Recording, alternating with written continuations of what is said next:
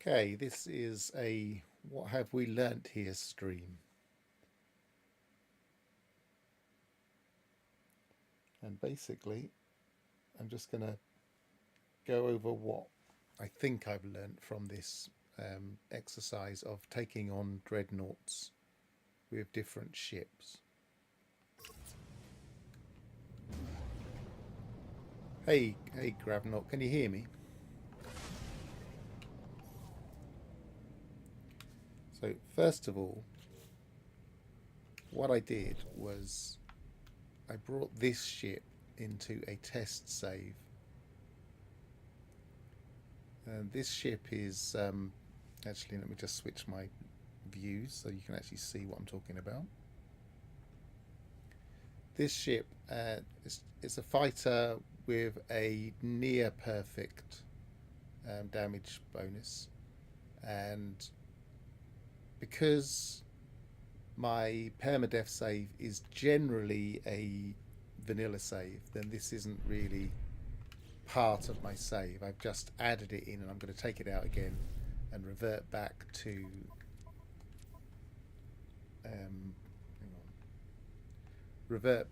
my normal save later. And I mean, obviously this is a very nice looking ship. It's kind of got a burnt orange look with a golden metallic finish, and it's just one of the nicer ships I found, but I can't remember which galaxy I found it in, so I can't just drop the glyphs at the moment.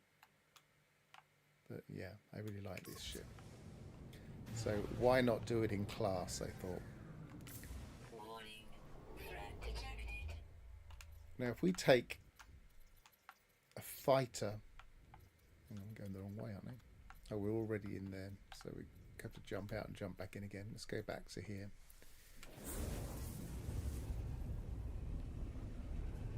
Thanks for the confirmation.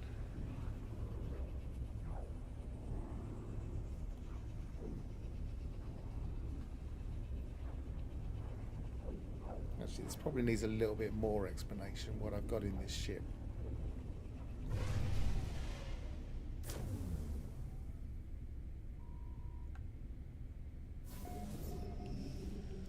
What I've done is I have pretty much cloned my interceptor. All of these are exactly the same situation. They're exactly the same parts, right down to the modules. So they're giving exactly the same damage and heat dispersion.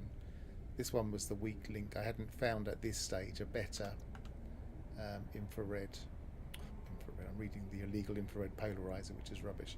I hadn't found a better infraknife accelerator mod at the time, but both my interceptor and this fighter have exactly the same mods.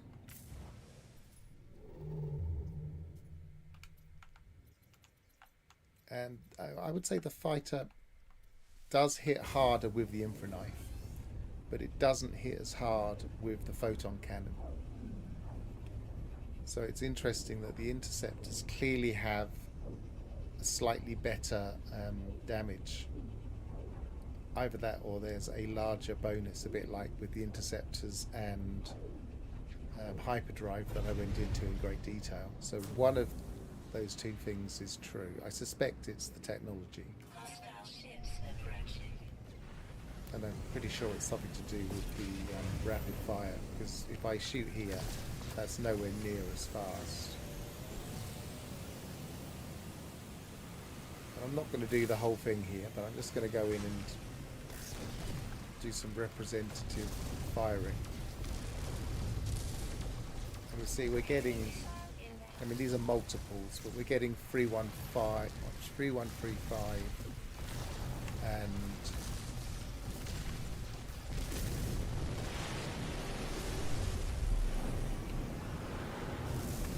multiple up occasionally, 4180.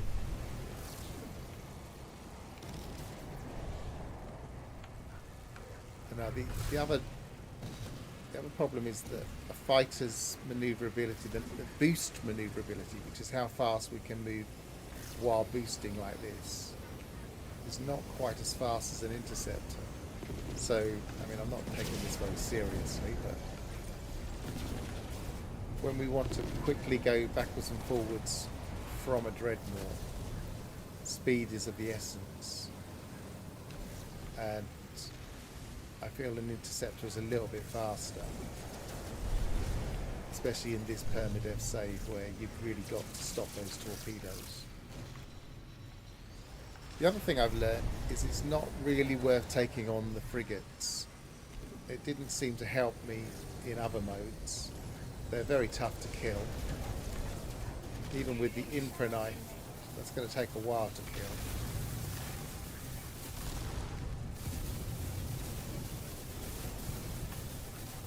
And yes, you do reduce the number of torpedoes, but it didn't seem to make an awful lot of difference.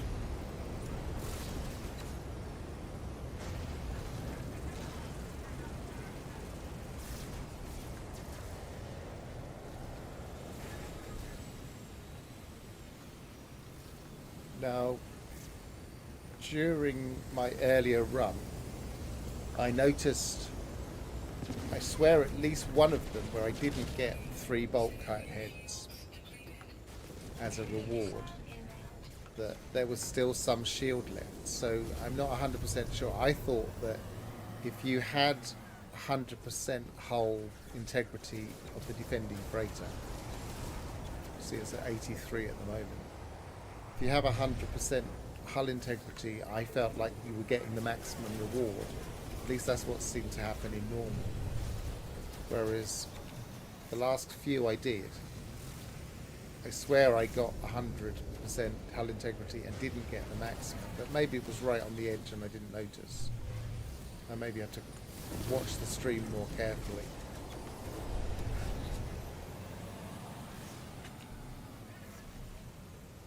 So I'm not 100% sure on that one.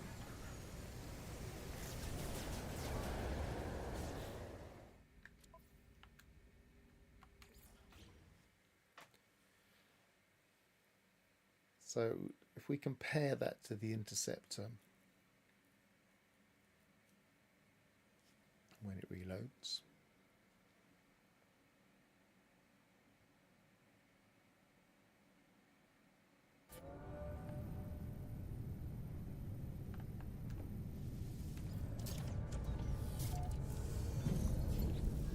again we've got exactly the same mods in here. Now the infra knife isn't as high, but it's a very fast weapon and quite good at short range, so it didn't seem to matter.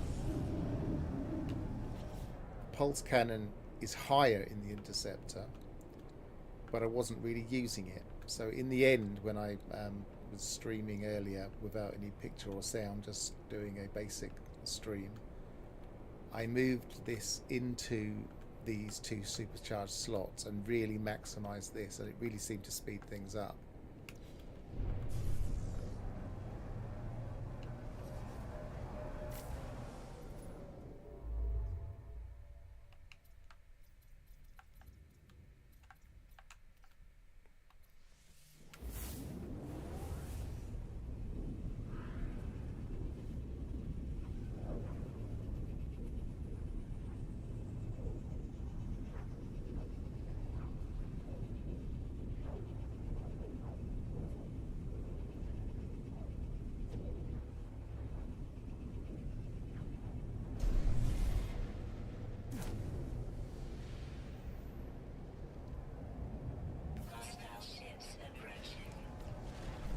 So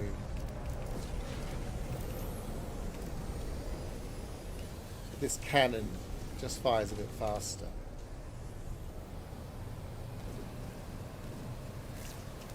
But in the end I was mainly using this as my short range weapon when I was within the shields in the night.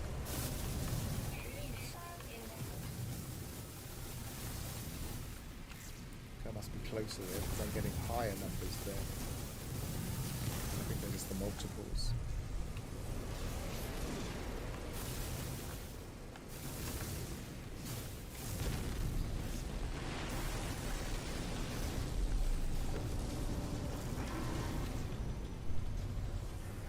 pulse cannon, sentinel cannon. It's still pretty good weapon. It's just not quite as fast. And speed is obviously of the essence. And I feel like this is a faster ship travelling backwards and forwards. And it feels more responsive.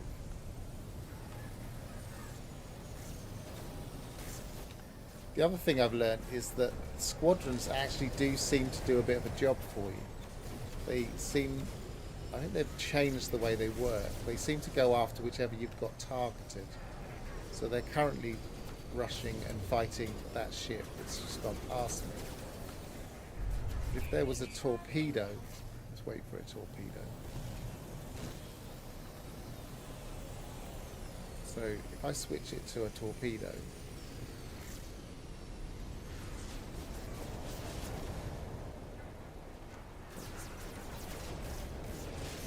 switch it to the nearest one.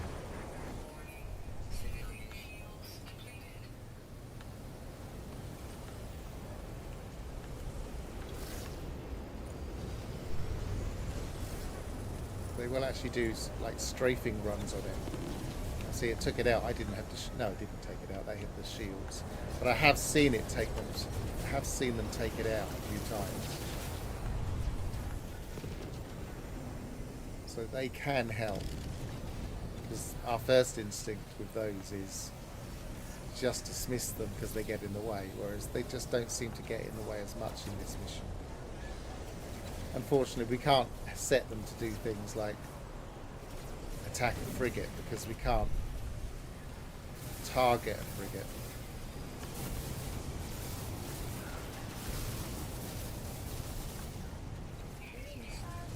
That would be really useful if we could just set a secondary target for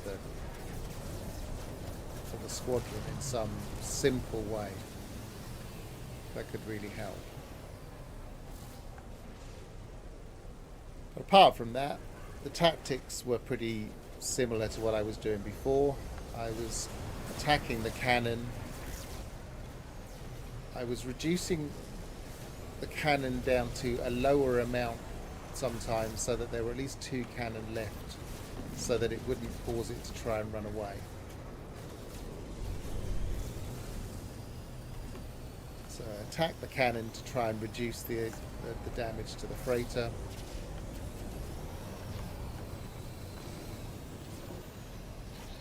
Then take out the warp drives.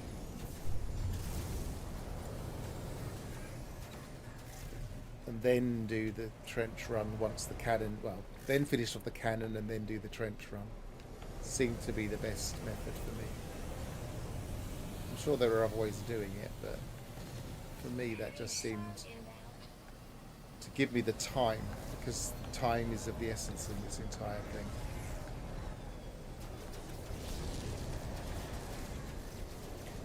And my overall impressions of the Dreadnought combat is I'm really enjoying it. I really like the fact that we now have something that is worth min-maxing our ships for in Permadeath.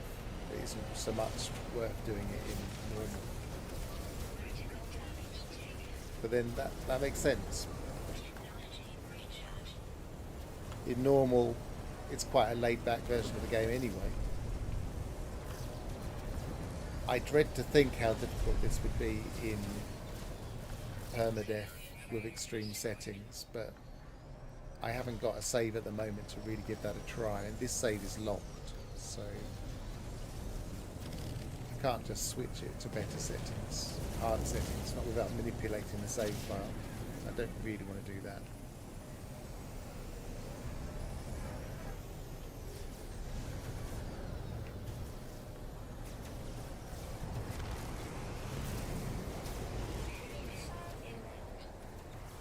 I can't even emergency walk now.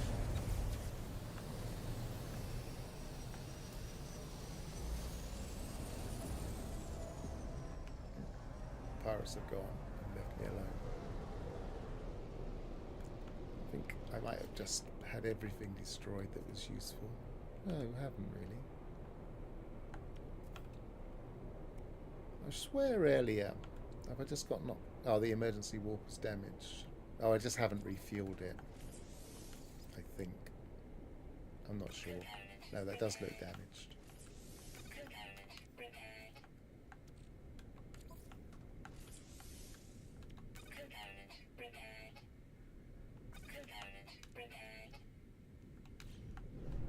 So, those are my thoughts, and that's how I'll progress with these.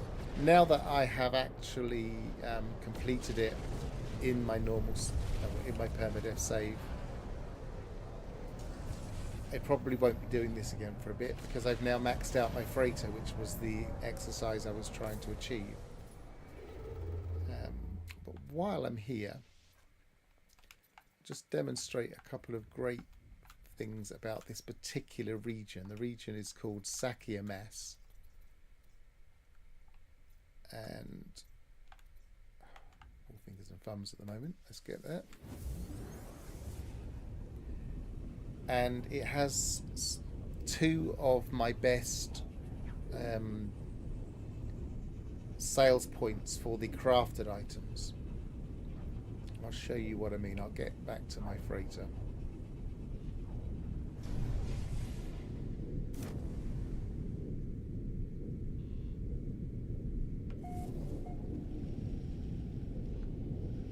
It's lagging a bit.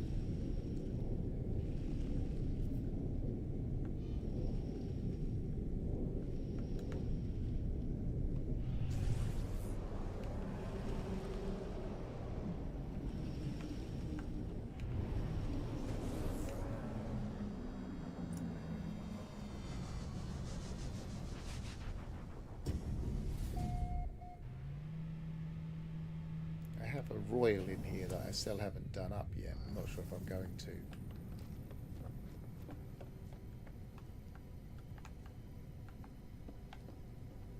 Let's switch it for this one because it doesn't seem to be in here.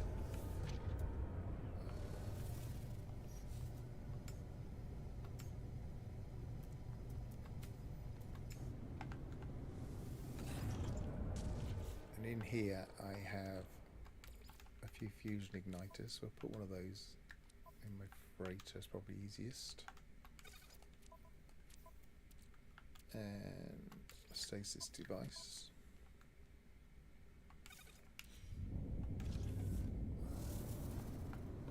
And we'll go to two of the pirate systems in this particular region. I've been visiting a lot of pirate systems. I think I can still get to it from here.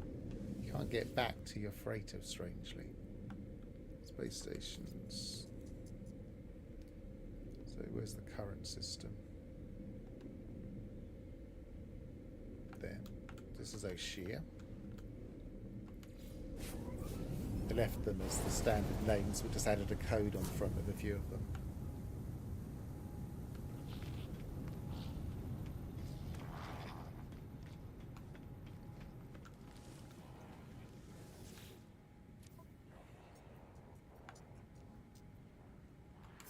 And here we have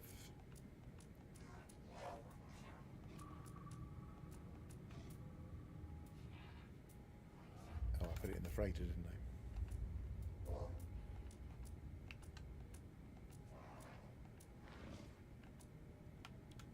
So here we have a stasis device price, which is it's pretty high. I used to think the maximum was 5%, so 5.7 is probably the highest I've seen. Fusion igniter here isn't great, but there's another system in this region. Actually, while I'm here, let's quickly look at the glyphs. So, oops, those are the glyphs for this region and particular planet and system.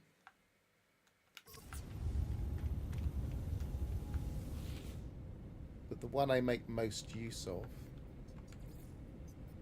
is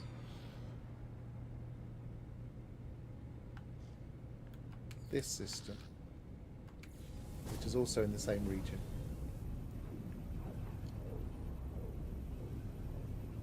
this was the region I first explored when Outlaws came out, so I've looked at a lot of the Outlaw stations in this region.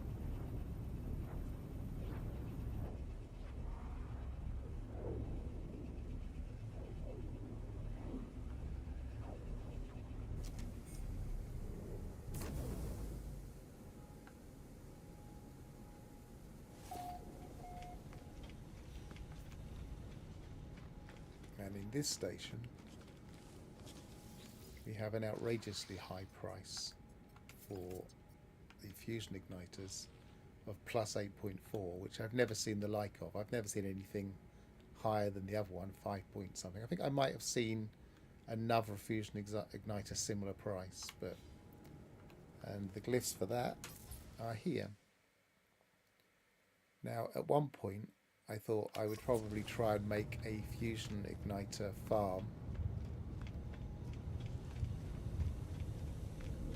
in one of these systems, just because it would be really handy and local. And I've made a start, but not much of a start. I'm going to the wrong place. The bases. Made a start, but not much of a start.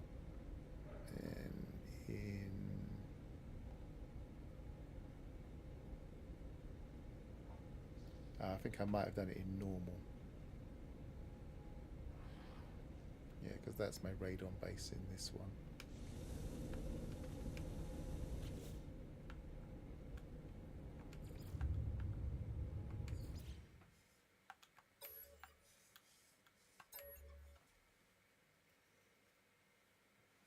So if we switch over to normal.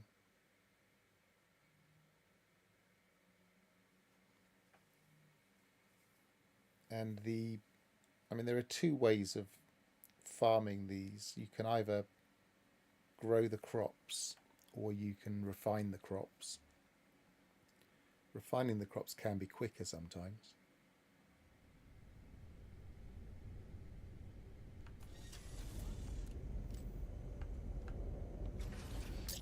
But the thing that is important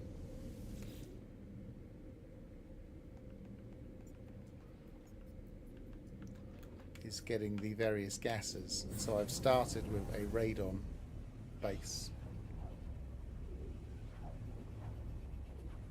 and it's a relatively simple glitch built base.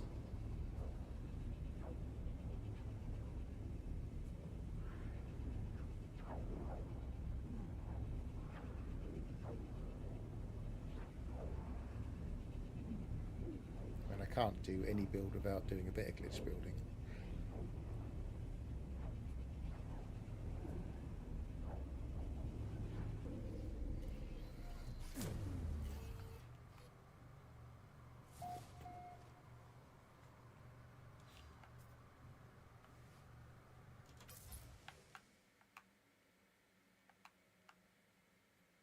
Ship pokes his nose in.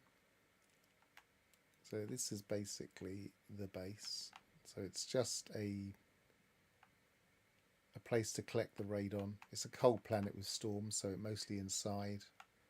A platform for the landing pad. And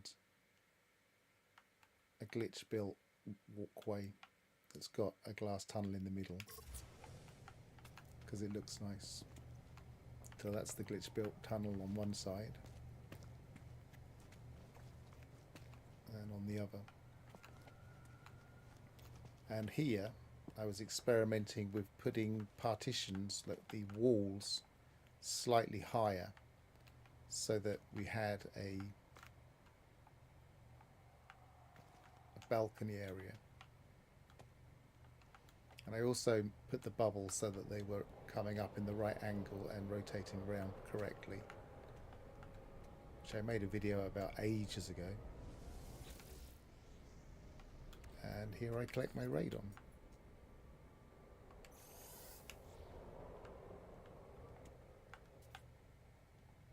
And that's it really. It's just it's relatively simple base, but I like it. I like the feel of it. Just didn't want to use too many parts in my normal save. And outside, This is right, really not the ship to come here with. Can't even get out that way. Nope, can't get out at all. Let's go to camera mode.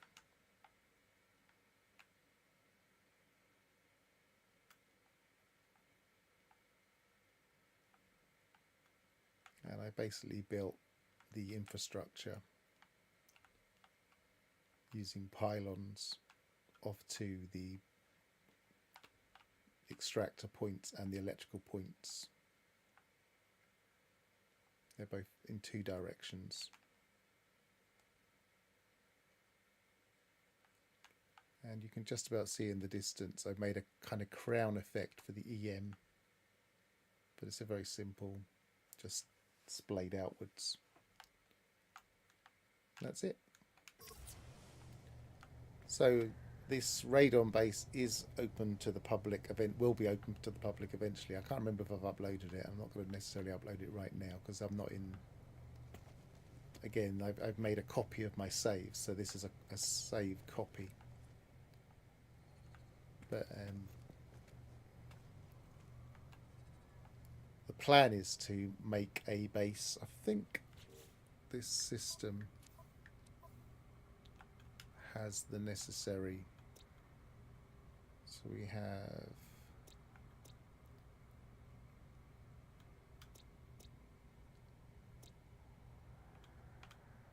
the cobalt, which I never ever bother to mine, but most people do.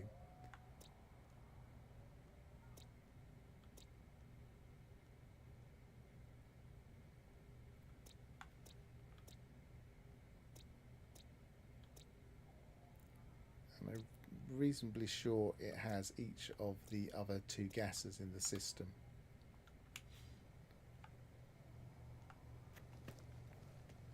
But either way, it has the radon. And it's a nice diddy little base. Where did I put the base computer? Must be outside. Actually, I'm going to sign off now, so there's no point going anywhere else. So that's it. Those are my thoughts on Dreadnought destruction in Permadeath, and a little bit about the region I was doing it in. And it does seem, if you look at the